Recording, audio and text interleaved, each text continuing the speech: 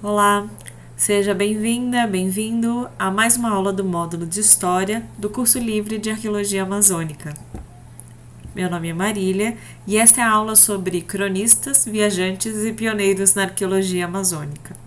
As principais referências para essa aula são o livro seminal de Antônio Porro, O Povo das Águas, e também o artigo de Cristiana Barreto e Juliana Machado. Antes de falar dos cronistas, viajantes, algumas considerações iniciais. Essa é uma aula baseada em fontes textuais, então elas representam um olhar dominante, mas bastante restrito sobre a Amazônia no período colonial e no século XIX. Porque nesse período, pouquíssimas pessoas, primeiro, tinham acesso, sabiam escrever, e segundo, essas são fontes produzidas pelo poder. Terceiro, poucas de todas as fontes produzidas foram mantidas e preservadas e chegaram até nós hoje em dia. Além do que, estamos tratando aqui de um período bastante longo. Então, para essa aula, nós trataremos de 4 fontes específicas, uma de cada século. É como se a gente considerasse cada século um nível arbitrário e essas fontes, cada uma delas, de alguma forma, representam um fragmento, uma parcela de um olhar sobre a Amazônia nesses períodos. Por outro lado, cada documento, se for analisado internamente, pode nos conduzir a várias questões. Então, vou dizer para vocês quais são as questões que conduziram meu olhar, minha leitura nesses textos. Primeiro, quem produziu, a partir de quais interesses e quais instituições. Segundo, de qual região da Amazônia trata o relato, quando for possível identificar. 3. O que essas pessoas falam sobre os povos e sobre as coisas. E 4. Quais daquelas ideias permanecem nas histórias que contamos e ouvimos sobre a Amazônia. Começando pelo século XVI, o século da conquista.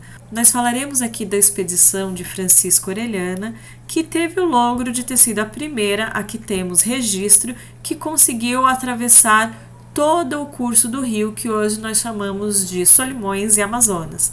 Essa expedição ela foi registrada por um religioso, o frei dominicano Gaspar de Carvajal, e ela ficou muito famosa. Não só porque foi a primeira que, tendo partido do Peru com o objetivo de expandir a fronteira oriental daquele reino, alcançou a foz do Grande Rio, mas principalmente porque difundiu para toda a posteridade a história de que essa expedição teve contato com a tribo de mulheres guerreiras muito valentes, a que chamaram de Amazonas, que viviam ali nas margens do rio. Mas o que exatamente o Frei disse? Várias pesquisadoras e pesquisadores que examinaram mais a fundo a Relação de Carvajal disseram que o documento está cheio de imprecisões.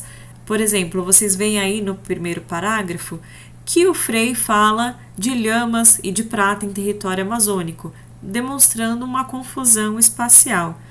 Por outro lado, ele informa também que a margem do Grande Rio era abundantemente ocupada por vários povos, o que é uma informação que se confirma com outras linhas de evidência, por exemplo, as arqueológicas.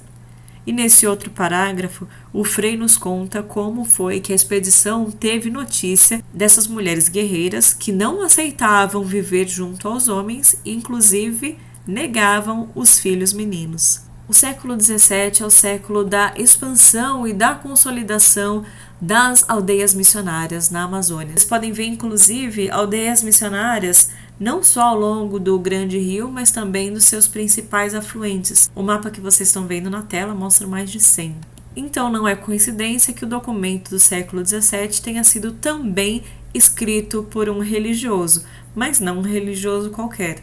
Talvez o religioso da ordem dos jesuítas mais poderoso e mais influente, que foi o Padre Antônio Vieira, autor dos famosos sermões, mas que também teve grande influência na abolição do trabalho escravo indígena do século XVII. O Sermão do Espírito Santo, que o fragmento está aparecendo aqui na tela, ele foi pregado na cidade de São Luís do Maranhão na ocasião que sairia uma expedição religiosa para a Amazônia. E nesse sermão, ao mesmo tempo que o padre Antônio Vieira orientava os religiosos a exercerem a doutrinação sobre os indígenas com amor, também dizia que a qualidade daquelas gentes era da mais bruta, mais ingrata, inconstante, trabalhosa de ensinar e por aí vai. O século XVIII no Ocidente é conhecido como o século das luzes, em uma suposta oposição aos períodos anteriores que teriam sido dominados pelas trevas e a ignorância, em oposição às luzes do conhecimento.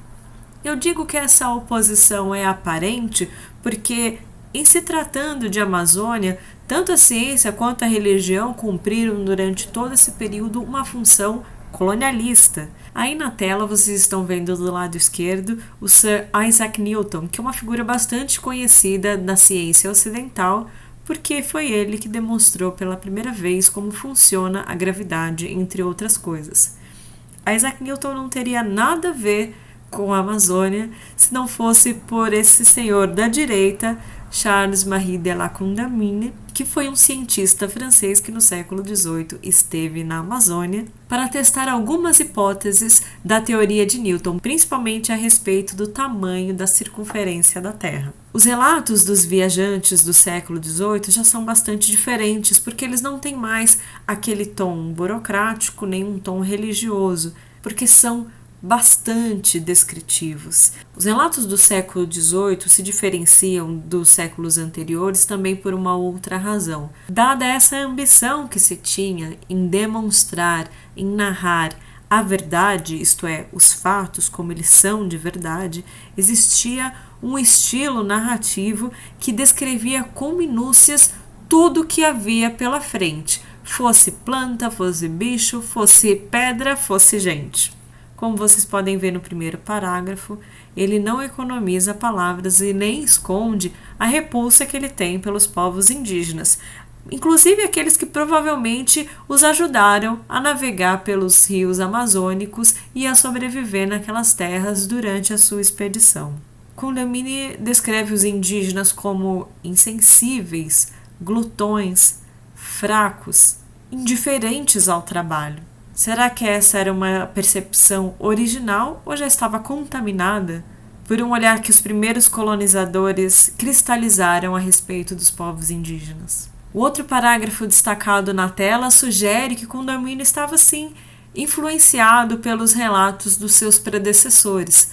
Por exemplo, ele diz que por toda parte onde ele passava, ele perguntava da existência da tal tribo das Amazonas. Condamine conta também que em contato com os jameus, ele teve contato com um interessante artefato que ele descreve e chama de sarbacana, que são aquelas flechas embebidas com veneno que foram, segundo Condamine, muito habilidosamente soprada pelos indígenas que as confeccionaram. O século XIX, sim, é o século da ciência, porque todo aquele movimento em direção ao saber se consolidou e se institucionalizou em forma das disciplinas científicas, muito parecido com o que nós temos hoje nas universidades e mesmo nas escolas. Na tela vocês estão vendo o grande pesquisador naturalista que teorizou sobre a origem e a evolução das espécies.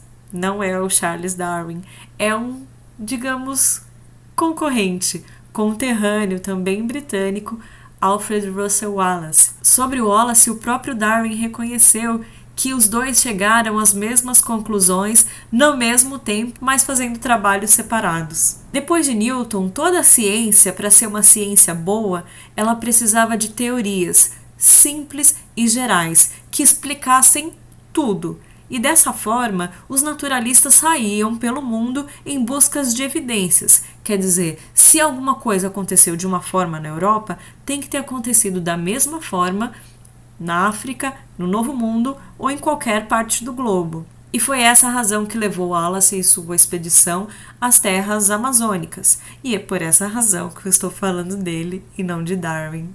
Graças à minúcia e à obsessão por descrever tudo em cada detalhe, que era característico de um bom cientista no século XIX e talvez até os tempos atuais, Wallace também registrou nos seus relatos, com desenhos muito detalhados, artefatos indígenas como esses que vocês estão vendo aí na tela. Um ralador de mandioca, um forno, chamado tacurubá, um cesto e na outra estampa um pente, uma cigarreira, um chocalho e um banco. Nesse mesmo período, o Brasil já era uma nação independente e estava se organizando dentro dos seus próprios círculos científicos, principalmente na capital, Rio de Janeiro, mas também no norte, como Belém e Manaus. Essas instituições cumpriram um papel muito importante na medida em que colaboravam ou mesmo financiavam o trânsito de cientistas brasileiros e estrangeiros por terras amazônicas e por todo o Brasil.